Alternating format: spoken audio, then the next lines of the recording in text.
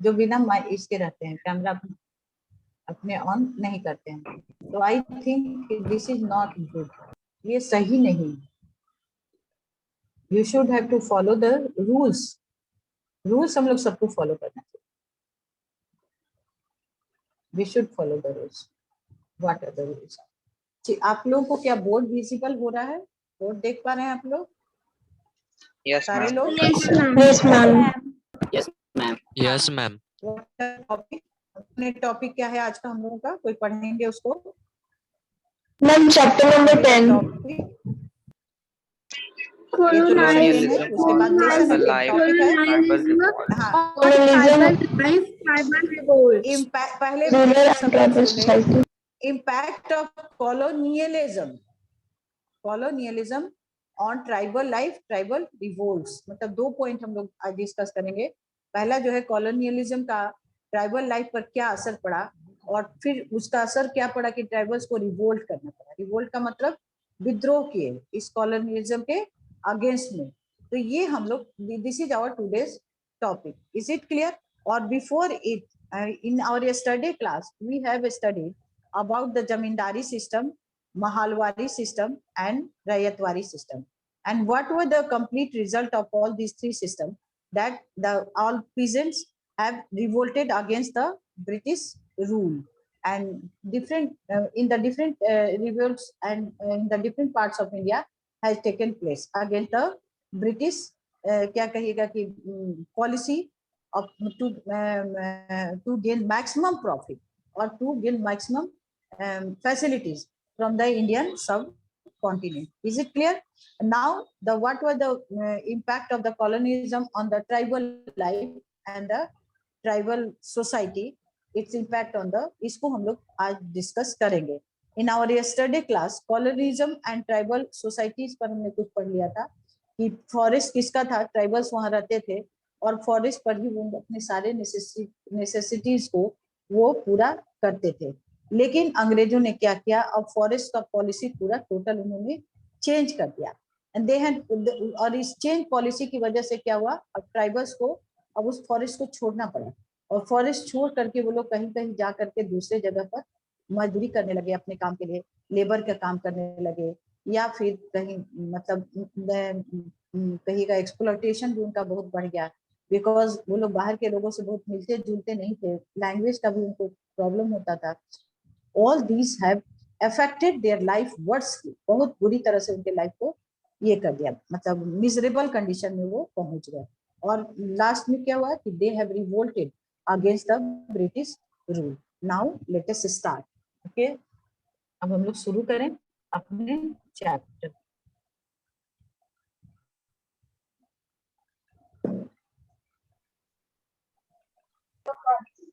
And before starting, मैं आप लोगों को अपने माइक को म्यूट करिए और कैमरा को ऑन करिए, और जितने भी बच्चों का कैमरा ऑन नहीं है, जिनका चेहरा नहीं दिख रहा है, वो वेटिंग रूम में भी जाने के लिए तैयार रहेंगे। मेरा जब मन करेगा हम आपको वेटिंग रूम में डालें। I am giving you a chance to open your camera.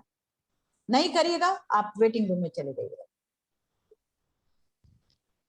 अब कहते हैं पेज नंबर है 116। All of you open your page number 116 and start.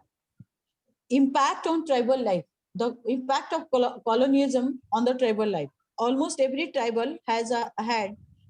had a chief, tribal chief. मतलब कबीला का प्रमुख होता था। ट्राइबल चीफ का मतलब कबीला का प्रमुख होता था, हेड जिसको हम लोग बोलते हैं, वो होता था। But under the British rule the chief lost all power. तो चीफ का जो है ब्रिटिश रूल में क्या हुआ कि चीफ का सारा पावर खत्म हो गया। And way are forced to follow the laws made by the British officers in India. अब उनका क्या हुआ कि जो उनका रूल खत्म हो गया, और उनको ये फोर्स किया गया कि जो ब्रिटिश रूल है इंडिया में, ब्रिटिश ऑफिसर जो बनाए आप उसको फॉलो करिए। But the Britishers did not want shifting cultivation because it was difficult to control the movement of the tribals. अब जो शिफ्टिंग कल्टीवेशन वो लोग करते थे, मतलब एक जगह से दूसरे जगह चले जाते थे ट्राइबल्स, तो अब ब्रिटिशर्स को ये शिफ्टिंग कल्टीवेशन पसंद नहीं आता था। क्यों नहीं आता था? बिकॉज इससे वो ट्राइबल्स पे कंट्रोल नहीं कर पा रहे थे, इसलिए that was the main reason of this. It was sorry the changes made in the forest laws by the British made the tribal to life very difficult. अब उन लोगों ने जब फॉरेस्ट लॉ में जो चेंज किया, इससे क्या वो ट्राइबल का लाइफ बहुत डिफिकल्ट हो गया। Most of the forest were declared as the state property. अब ज्यादातर को ये कर दिया, क्या कर दिया, फॉरेस्ट को स्टेट का, मतलब राजा का, जो अंग्रेजों, उस समय राजा कौन था, अंग्रेज था, उसका प्रॉपर्टी हो गया फॉरेस्ट। अब कहता है specially the reserve forest which produce timber. अब जिस स्पेशली जहाँ पे लकड़ी ज्यादा, रिजर्व फॉरेस्ट जो कि ट्राइबल लोग भी उसमें ज्यादा रहते थे, उस जगह को उन लोगों ने अपने कब्जे में कर लिया। Many tribals had to move to other areas in search of livelihood. अब उनको क्या हुआ, जितने भी ट्राइबल्स उसमें रहते थे, अब उनको अपने लाइवलीहुड मतलब जीवन यापन के लिए तलाश में वो दूसरे एरिया में वो चले गए। This created a shortage of labour to cut trees for the railway sleepers and to transport logs. अब उस समय देखिए अंग्रेज जो है रिमोट एरिया में पहुंचने के लिए रेलवेज को का डेवलपमेंट कर रहे थे, तो उसको में उनको ट्री का मतलब पेड़ काटने के लिए लेबर की जरूरत पड़ती थी। लेकिन उस समय जब ट्राइबल्स ने जंगल छोड़ दिया और दूसरे जगह चले गए रहने के लिए, तो इनको लेबर का भी कमी हो गया। During the 19th century, when the demand for the forest produce increased, the traders and the money lenders took advantage of the situation. अब 19th सेंचुरी में क्या हुआ, लकड़ी, अब रेलवे ट्रैक वगैरह जब बनने लगा तो उसमें ज्यादातर लकड़ी का काम होता था उसमें। तो अब जो मनी लेंडर, जो लोग किसानों से खूब पैसा इकट्ठा किए थे वो लोग, और जो व्यापारी थे स्पेशली अंग्रेज, उन लोगों को लगा कि इसमें पैसा लगाएंगे तो हमको बहुत प्रॉफिट होगा। तो अब ये क्या, they went to the tribals and offered them cash loan. अब वो लोग ट्राइबल के पास गए और बोले कि हम तुम लोग को कैश में पैसा देंगे, उनको पैसे की जरूरत थी, तो they offered cash loan to them. उनको बोले कि तुमको, they also asked them to work for wage, it led to further misery. अब इससे क्या हुआ, बोले कि अब तुम लोग चलो और पेड़ और जंगल काटने का काम करो और हम तुम लोग को मजदूरी देंगे। और इससे क्या हुआ, अब वो लोग लालच में आ गए, क्योंकि they were in need of money and work both, तो they started to follow the rules which the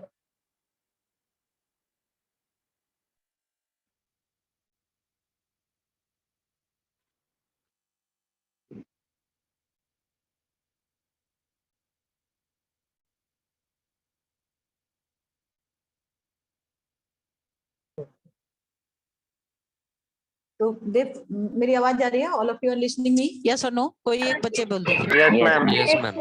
Yes, ma'am.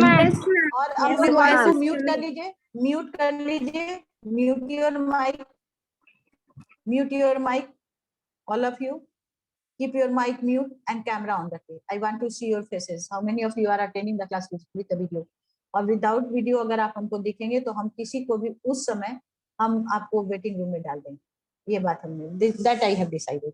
तो अब जो है क्या हुआ, तो उन लोगों ने कहा कि तुम लोग काम करो तो मजदूरी भी देंगे या हमसे लोन ले लो।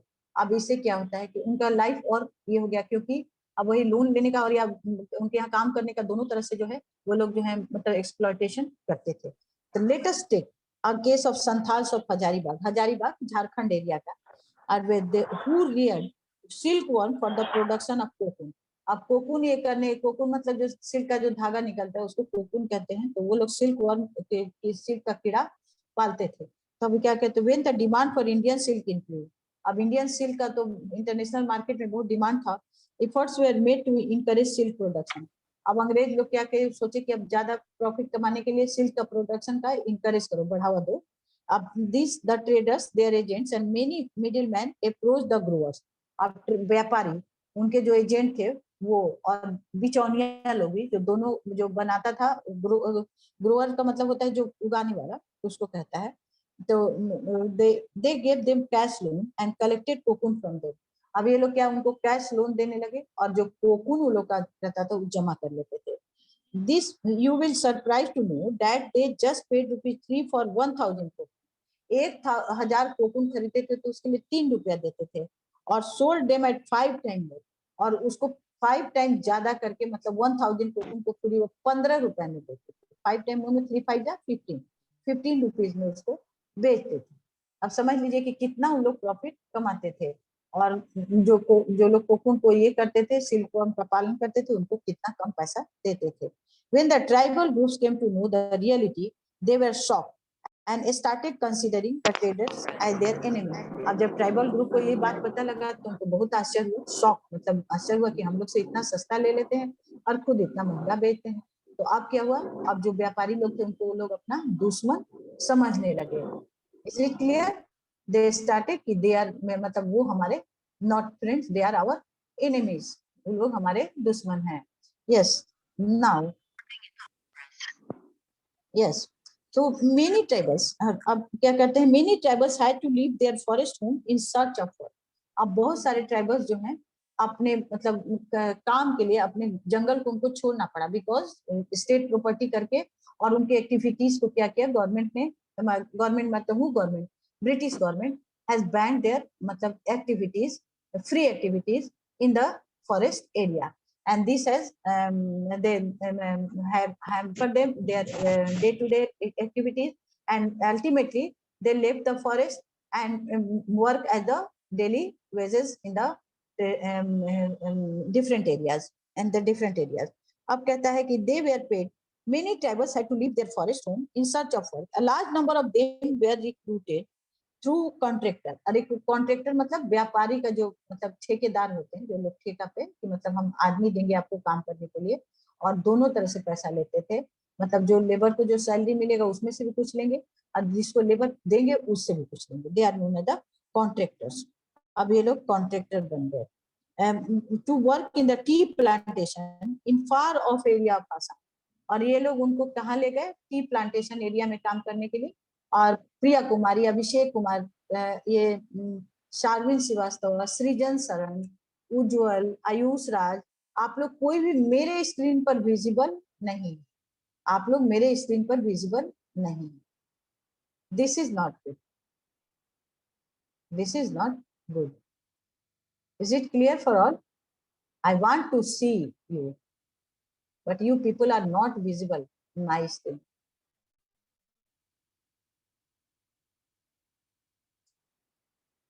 रिवोल्ट्स अब कहता है कि ले गए अब आसाम, अब अपना एरिया छोड़ करके अब रिमोट एरिया आसाम में जाकर इनको ये काम करने लगे।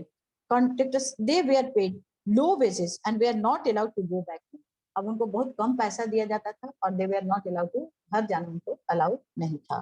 तो उसके बाद the plight of the coal mines workers was no less miserable. अब जो लोग वर्कर जो कोल माइन में काम करते थे उनका भी कंडीशन बहुत खराब था, मतलब कम दयनीय नहीं था। यहाँ नो लेस मिजरेबल का मतलब यहाँ कम दयनीय नहीं था, उनका भी हालत बहुत खराब था, ये कहना था, कहता था। Many tribals were also recruited in factories and fields to work under very harsh condition. मतलब बहुत मतलब फैक्ट्री में उनको काम मिला और बहुत मतलब हार्श कंडीशन, मतलब दुखद, हार्श मतलब कठिन, वो उस कंडीशन में वो लोग काम करते थे। Is it clear? Now tribal revolts, अब ट्राइबल का जो रिवोल्ट है विद्रोह किया इस कंडीशन पर। The commercialisation of agriculture and exploitation of forest wealth many wealth made many tribals homeless and jobless. Homeless हो गए और जॉबलेस हो गए, काम भी नहीं रहा कोई। The unjust policies of the British resulted in rebellions by tribals in different parts of India. अब जो है जो उनका जो अनजस्ट मतलब अशोभनीय जो नियम था, इससे क्या हुआ कि इंडिया के बहुत पार्ट में रिवोल्ट हो गया। रिवोल्ट्स बाय द खासी who lived in the Khasi hills in northwest Assam, Assam के तरफ रहते थे, took place in 1829। The construction of the road through their land united many Khasi chiefs against the English। अब उसी तरफ उनके जमीन की तरफ से एक रोड बना रहे थे उधर जाने के लिए, तब इससे जो है वो लोग मतलब सभी एक दूसरे से साथ मिल गए। अंडर द लीडरशिप ऑफ बारमानी, बारमानी कैन तिरुत सिंह और दो लोग थे जिनके अंडर में उन लोगों ने रिवोल्ट किया। But the British suppress their rebellion brutally. अब ब्रिटिश ने क्या किया, उनके रिवेल को बहुत ब्रूटली सप्रेस किया। ट्राइबल्स ऑफ इंडिया, देखिए ये दिखा, ये जो आपका मैप दिया है ये बहुत इंपॉर्टेंट मैप है, पेज नंबर है 117। अब ये आपको आ सकता है, जैसे देखिए वन गुज्जर, ये मैप में आता है, ये बहुत इंपॉर्टेंट मैप है। वन गुज्जर जम्मू एंड कश्मीर, गड्डीज हिमाचल प्रदेश, ये आप लोग दिखाना पड़ सकता है, तो नेम याद रखिएगा। मुंडाज छोटा नागपुर बिहार के बगल में, खासीज आसाम के तरफ, कुकीज मणिपुर, संथाल, और ये दोनों जो है संथाल जो है झारखंड एंड वेस्ट बंगाल दोनों तरफ मिलते हैं, कोंडाज उड़ीसा। ये इतना जो है आपका बहुत इंपॉर्टेंट है और इसको थोड़ा आप लोग इंडिया का पॉलिटिकल मैप लेकर के प्रैक्टिस कर लीजिएगा। Given on page number 117, it is very important. ये आता है आपको वन वर्ड में, आप लोगों का आता है 8 के क्वेश्चन में आता है। This is very important map for you. Do you know page number है 118? The Kharwar rebellion in 1870, revolt by Kacha Nagas in 1882, revolt by Sultan of Northwest Assam and Kukis of Manipur in the year 1917 targeted the British, but they all failed miserably. उन लोगों ने British को target किया लेकिन बहुत मतलब सफल नहीं हुए। वो इसलिए सक्सेसफुल नहीं हुए कि बिकॉज ब्रिटिशर्स बहुत प्लान से उनको अटैक करते थे और ये लोग जो है old method of the war use करते थे, तीर धनुष और ये सब यूज करते थे, और ब्रिटिशर्स जो है तोप और प्लस लोकल लोग भी उनका हेल्प करते थे ब्रिटिशर्स का। Is it clear? ये भी कॉज था। नेक्स्ट है the Kukis of hilly regions of Manipur continued attacking the British territories from 1829, but they were forced to surrender in 1850. The Khons of Khonmals near Odisha revolted against the British in 1846 due to the fear of being annexed, but they could not stand before the might of the Britishers. उनके सामने नहीं हो पाए। The Santals found themselves quite helpless against the ruthless exploitation. Ruthless मतलब बहुत कड़ाई से and oppression of the traders and the middlemen. They were expecting the British government to safeguard their interests. When nothing was done, they revolted against the Britishers in 1855 to 1856 under the leadership of Sindhu and Kanu Murmu. ये लोग दो name थे जो leader थे उस लड़ाई के। Mundas of Chota Nagpur joined the Kolarian tribe of the same region, revolted in 1831, मतलब संथाल वाले ही तरफ। The struggle was suppressed by the British forces, but the exploitation by the merchants and the money lenders continued. लेकिन जो struggle तो उन लोगों ने खत्म कर दिया ब्रिटिश ने, लेकिन मनी लेंडर और जो मर्चेंट के व्यापारी थे वो उनको एक्सप्लॉइट करते रहे because they always need money and work, दोनों उनको जरूरत पड़ती थी। In 1895, Birsa Munda, a young boy, emerged as hero of tribals. Birsa Munda का एक स्टैचू भी लगा हुआ है आपके पटना सेक्रेटेरिएट के पास। ये जो मतलब 16 नंबर का रोड है जो पटना सेक्रेटेरिएट का जो न्यू सेक्रेटेरिएट का पीछे वाला एरिया, आप उधर देखेंगे तो वहां पर बिरसा मुंडा का एक पिक्चर, एक स्टैचू बनाया गया है, गवर्नमेंट ने बनाया पटना में। तो ये क्योंकि आदिवासी उसको भगवान मानते हैं, बिरसा भगवान कहते हैं इसको, क्योंकि ये बहुत मतलब लड़ा था आदिवासियों के, मतलब कहिएगा कि बेनिफिट के लिए। बेनिफिट का मतलब नॉट बेनिफिट कहेंगे उसको, आदिवासियों के हित के लिए, फॉर देयर, हाँ बेनिफिट ही मान लीजिए, दैट इज द बेनिफिट, और just to establishment right, that is the not benefit, that is the right of the tribals. Work कहता है he urged them to continue to work on their own land and to earn their living and do not move away. उसने क्या कहा, ये जो जमीन है उसको छोड़ के तुम लोग कहीं ना जाओ और यहीं पे अपना काम करो और कहीं इधर उधर, क्योंकि ये जमीन तुम्हारी है, तो किसी और की नहीं है। This would end all their suffering. अब कहता है कि अब अगर ऐसा करने से उनका जितना भी दुख है वो सब दूर हो जाएगा। ये आयुष राज, आपको हम वेटिंग रूम में थोड़ा डालने जा रहे हैं क्योंकि आपका कैमरा, आपका माइक जो है ऑन था, आवाज आ रही थी आपके घर से। Mute yourself.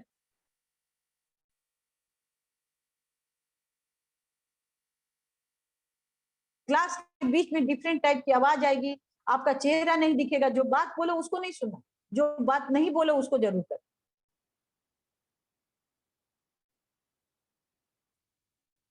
Maintain the peace and follow the rules. थोड़ी देर के लिए हम आयुष राज को रखेंगे और बता देते हैं आर्ष श्रीवास्तव, उसके बाद है अभिनव कुमार, अभिनव राज, नेम पहले बता देते हैं, उसके बाद क्योंकि बाद में बोलिएगा नहीं, आदित्य प्रकाश और कौस्तुभ है, हाँ, और रवि आनंद, फिर रुद्र कुमार। आप लोग थोड़ा सा तैयार रहिएगा आप वेटिंग रूम में जाने के लिए। उज्जवल क्यों जाइएगा, क्योंकि आपका कैमरा ऑन नहीं है, आपका वीडियो हम आपको देख नहीं पा रहे। आयुष राज को 5 मिनट उनको हम वेटिंग रूम में रखेंगे, then I will allow him to enter in the class. बार बार कहते हैं सेल्फ म्यूट करिए, कैमरा को ऑन करिए, आपका चेहरा दिखे, आप हमको देखिए। तो बता दिया खाली बचाइए फिर कोई बात कर रहा है, फिर किन्हीं के देखिए। पीयूष राज, ठीक है, पीयूष तुम भी थोड़ा वेटिंग रूम में चले जाओ। इतना बोलने के बाद भी वही हाल है तो कोई बात नहीं, वेटिंग रूम में दोनों आज रहो। कल अब जो भी इनके फ्रेंड होंगे आप लोग बोल दीजिएगा कि आपको वेटिंग रूम में क्यों डाल दिया गया। As the Birsa movement spread the popularity of Birsa movement also increase. अब कहता है जैसे जैसे बिरसा मूवमेंट का मतलब बढ़ा, तो इससे क्या हुआ कि उनका पॉपुलरिटी भी बहुत अधिक बढ़ता चला गया। बिरसा मुंडा का, किसका पॉपुलरिटी बढ़ गया? बिरसा मुंडा का पॉपुलरिटी बहुत बढ़ गया। उसके बाद कहता है द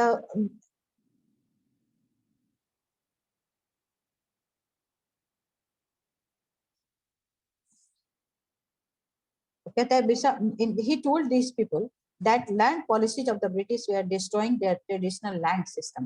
वो कहता है उसने लोगों को क्या कहा कि जो ब्रिटिश ने जो लैंड पॉलिसी बनाया है, इससे जो हम लोग का जो ट्रेडिशनल लैंड सिस्टम है, ट्रेडिशनल मतलब जो शुरू से चला रहा है, क्योंकि कंट्री तो हमारा है, जमीन भी हमारी है, तो फिर अब ब्रिटिशर्स कौन है, ये कहने का इसका मतलब था। Birsa was jailed for 2 years, but on his release he instigated the tribals to attack zamindar. Birsa को 2 साल के लिए जेल का सजा हो गया, लेकिन जब वो छूट गया तो फिर से उसने क्या किया, जो ट्राइबल्स थे उनको बोलने लगा कि जमींदारों पर अटैक करो, क्योंकि वो लोग हम लोग को बहुत सता रहे हैं। He raised the white flag as a symbol of Birsa राज। अब खेत में क्या करता था, व्हाइट फ्लैग लगा देता था, किसी भी खेत में उजला झंडा, और कहता था कि ये जमीन अब किसकी हो गई, बिरसा की हो गई। तो अब ना अंग्रेजों की है ना जमींदारों की है, किसकी है, बिरसा की है। और वो जो है कुछ भी टैक्स नहीं देगा, किसको नहीं देगा, मनी लेंडर्स को नहीं देगा, जमींदारी सिस्टम में जो जमींदार होते थे उनको भी नहीं देगा। कहने का मतलब ये है। ट्राइबल्स टू अटैक जमींदार, this movement ended 1900 with the death of Birsa. अब कहता है कि ये जो है मूवमेंट कब खत्म हुआ, 1900 में, जब बिरसा की मृत्यु हो गई, तब ये जो है मूवमेंट भी खत्म हो गया।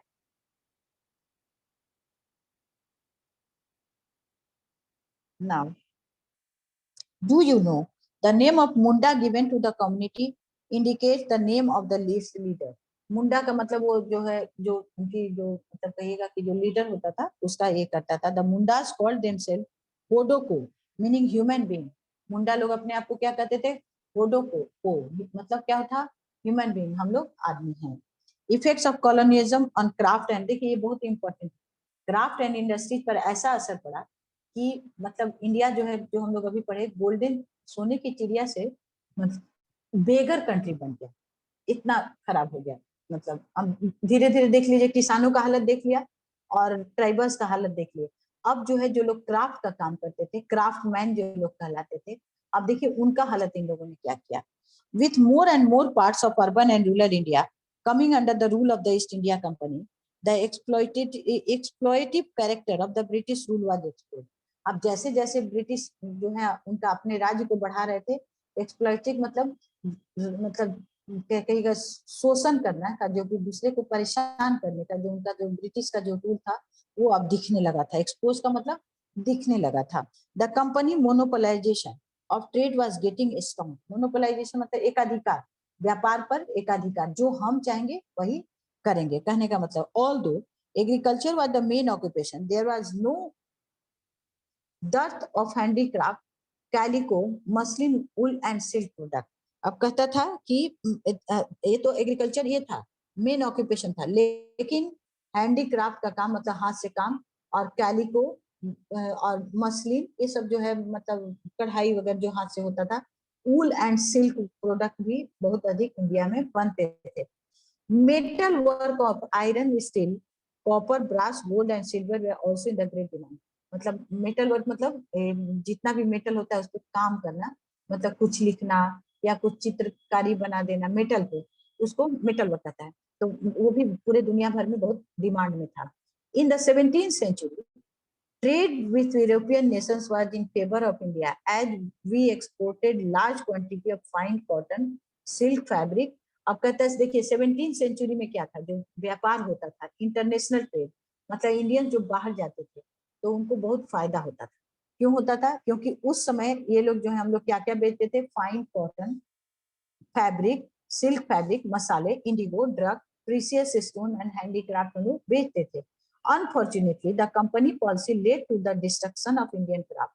अब क्या हुआ कि अब जब कंपनी आ गई तो उसने क्या किया कि इंडियन क्राफ्ट को खत्म कर दिया। कॉटेज इंडस्ट्री, कॉटेज मतलब लोग घर घर में जो काम करते थे उसको खत्म कर दिया। एंड आर्टिजनशिप, आर्टिजनशिप मतलब दस्तकारी, जो लोग की कलाकारी का काम करते थे उनको। To safeguard the British cotton industry, Indian silk and cotton textile were destroyed with imposition of heavy very heavy. क्या बोले मैम? ड्रग्स मिस क्या होता हाँ, है? किसी स्पेलिंग बोलो। DRUGS। ड्रग्स मेडिसिन को कहते हैं, वैसा जो कि मतलब जो लोग ये करते हैं उसको ड्रग्स कहते हैं। ड्रग्स उसी को कहते हैं, दवाइयाँ मतलब आयुर्वेदिक। यहाँ पर जो मतलब दिया ना उस समय जो है इंडियन का जो आयुर्वेदिक ये था वो बहुत आगे था, तो दवाइयाँ भी ये लोग मतलब यहाँ से भेजा जाता था। अब कहता था इंडियन ब्रिटिश इंडस्ट्री को बचाने के लिए, कॉटन इंडस्ट्री को ब्रिटिशर्स ने क्या किया, Indian silk and cotton textile को बर्बाद कर दिया। डिस्ट्रॉय, डिस्ट्रॉय मतलब नष्ट कर देना। With imposition of very heavy duty on the Indian goods. अब मतलब इम्पोज कर कैसे किए, इम्पोज कर दिए, बहुत ज्यादा टैक्स लगा दिए। अब इसे क्या हुआ कि वो लोग कुछ भी कमाने करके और अपने लिए बचाने लायक नहीं रहते। तब इसे क्या हुआ कि वो लोग, उन लोगों ने काम छोड़ दिया और भूखों मरने लगे। Promotion of British machine made articles at cheaper rate. अब जब हाथ से काम करते थे तो who is talking and who want to ask a question? बोलिए, अगर कोई बात कर रहे हैं तो अलग अपने माइक को म्यूट कर लीजिए, और बात नहीं कर रहे हैं, कोई क्वेश्चन पूछना है तो आप पूछ सकते हैं। यस विराज बोलिए। मैम क्लास आ गया। क्या बोले? मैम कृष राज जेठ जी डिस्टर्ब कर रहा है क्लास को। कृष राज नहीं, रिपुंजय त्रिपाठी का भी माइक जो है ऑन ही है, अभी ऑफ किया है। कृष राज और साथ साथ हम आप लोग को एक बात और बोलेंगे। यस मैम यस बोलिए, कौन बोले? हाँ बोलिए।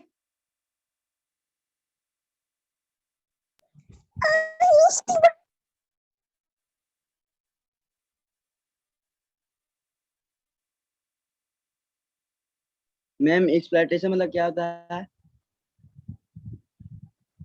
एक्सप्लॉयटेशन का मतलब होता है कि उसको मतलब क्या कहोगे, यूज करना, पैसा नहीं देना, अपना काम करवाना, that is exploitation, that is exploitation. Okay ma'am. अभी कोई जो है अब हाँ, और किसी को कुछ पूछना है? I am going to mute you all, सबको हम म्यूट करने जा रहे हैं, क्योंकि अभी क्लास के बीच में कोई थोड़ा सा बोला आयुष तिवारी का करके, लेकिन फिर रुक भी गया, तो अब किन्हीं को कोई होगा तो वो हैंड रेज करेंगे, चैटिंग करेंगे, हम उनके बात का जवाब दे देंगे, उनके माइक को हम ऑफ कर देंगे, ठीक है? क्योंकि क्लास में तो डिसिप्लिन बहुत जरूरी है, विदाउट इट तो पढ़ाना भी मुश्किल है। तो अब कहता है पेज नंबर है आपका 119, second paragraph. Promotion of British machine made articles at cheaper rate and decrease in the princely patronage. अब ये जो है क्या, क्यों क्राफ्ट और ये बर्बाद हो गया? तो कहता है कि जो मशीन मेड जो सामान ब्रिटेन से आता था उसको इन लोगों ने, ब्रिटिशर्स ने प्रमोट किया। और जब राजा ही नहीं रहे, इंडियन राजा लोग क्या करते थे, आप लोग पढ़े होंगे, पैट्रॉन एक वर्ड मैंने आप लोगों को 7 में भी अगर जो होंगे तो आप लोगों ने, तो पैट्रोनेज, राजा जो है उन लोग को काम देता था, काम करने के लिए पैसा देता था और हेल्प करता था। और जब राजा नहीं रहे, खुद कमजोर हो गए, ब्रिटिश ने उनको अपने कंट्रोल में ले लिया, तो अब उन लोग जो है कोई काम नहीं दे पाए, अपना मतलब जो कहेगा पैट्रोनेज उन लोगों ने बंद कर दिया। इसकी वजह से जो मतलब क्राफ्टमैन थे वो लोग बहुत गरीब होते चले गए। This is the reason. Change in the British state policy forced the Indian craftsmen and artisans to give up their traditional livelihood। अब ब्रिटिश का जो पॉलिसी जो है उसमें जो चेंज आया, उससे क्या हुआ कि अब ये लोग अपना काम छोड़ दिए, फोर्स दे, मतलब इनको इतना मतलब ये कर दिया कि इनको अपना काम छोड़ना पड़ा। कहने का मतलब ये है फोर्स, मतलब forcefully they have left their job. No doubt, the Industrial Revolution 1760 to 1800 in Britain and other European countries was also responsible for de-industrialization of India। अब उस समय जो है इंडिया का जो मतलब कंडीशन था, इंडिया बहुत डेवलप नहीं था और यूरोप में इंडस्ट्रियल रिवॉल्यूशन हो गया था। इंडस्ट्रियल मतलब नए नए मशीन और कारखाने बन गए थे, तो मशीन से काम ज्यादा होता है और चीप का होता है, और जो हाथ से काम करते हैं वो धीरे से भी होता है और कॉस्टली भी होता है। तो रोज लोग बहुत ज्यादा महंगी चीजों को नहीं पसंद करते हैं, और फिनिशिंग भी उनका मशीन का ज्यादा अच्छा होता था, इसलिए लोग मशीन का सामान ज्यादा खरीदने लगे, और इससे भी इंडियन जो आर्टिजन्स थे उनको बहुत लॉस हुआ।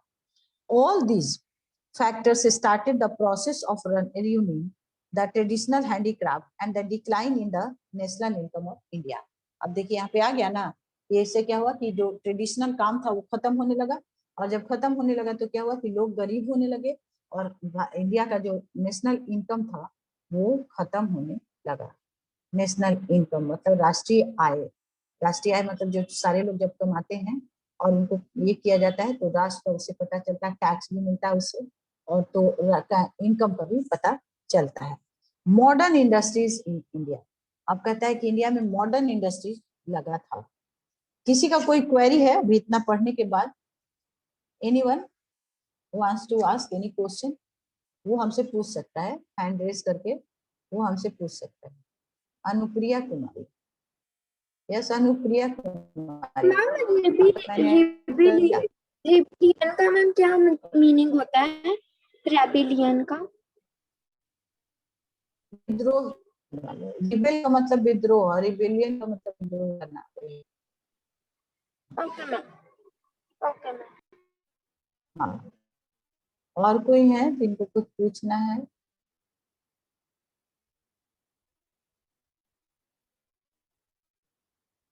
Anyone who want to ask the question? कोई है तो पूछ सकते हैं।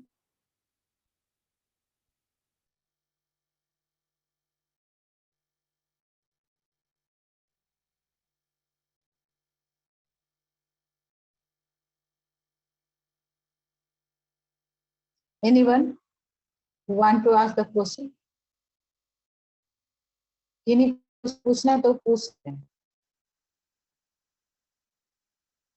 हैंड रेज करिए। अगर कोई क्वेश्चन पूछना है तो आप पूछ सकते। If you want to ask any question आप पूछ सकते। अभिषेक कुमार, यस सर बोलिए। हमने कर दिया आपको। अभिषेक,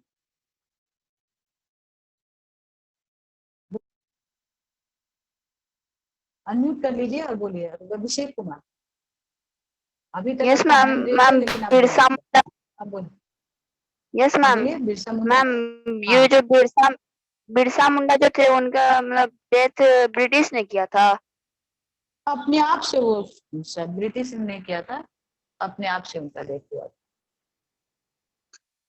ओके मैम। और कोई क्वेश्चन किसी का? I am waiting. किन्हीं को कोई क्वेश्चन है तो पूछिए। अभिषेक का तो हो गया। यशवी राज, यस यशवी राज आप बोलिए। यशवी राज यस बोलिए। मैम। तो मैम, यस मैम, मैम यही हाँ कारण बोलिए। था कि सब लोग धीरे धीरे गरीब होते गए। यस दैट इज, आप देख लीजिए कि कुछ पैसा ही नहीं बच रहा है, आपको इतना तंग कर दिया गया कि गरीब हो गए।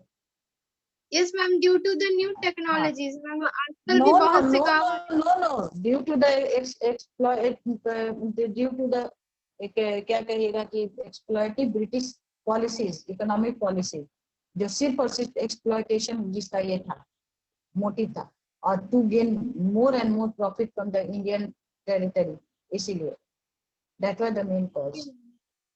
और कोई? Okay ma'am. और किन? हाँ गुड। और किन्हीं का कोई क्वेश्चन है?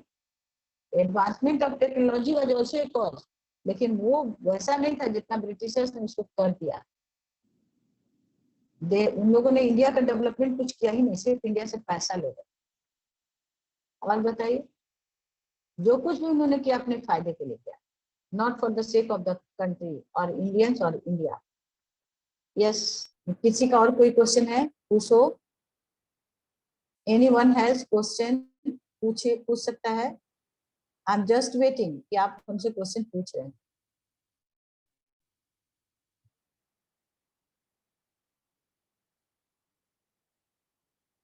टाइप भी कर सकते हैं, आपके हम स्क्रीन पर देख लेंगे आप क्वेश्चन पूछ रहे हैं तो।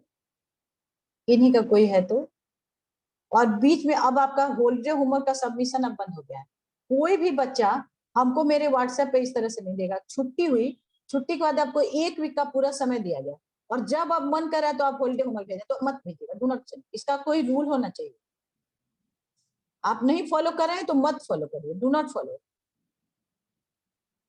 आपके हिसाब से रूल नहीं बनेगा। तब तक आप लोग हॉलीडे होमवर्क देते रहते हैं जब तक कि दूसरा हॉलीडे आ नहीं जाता है, तब तक आपका हॉलीडे होमवर्क आता रहता है। This is my holiday homework, no. और किसी को anyone has any query? Yes और नो?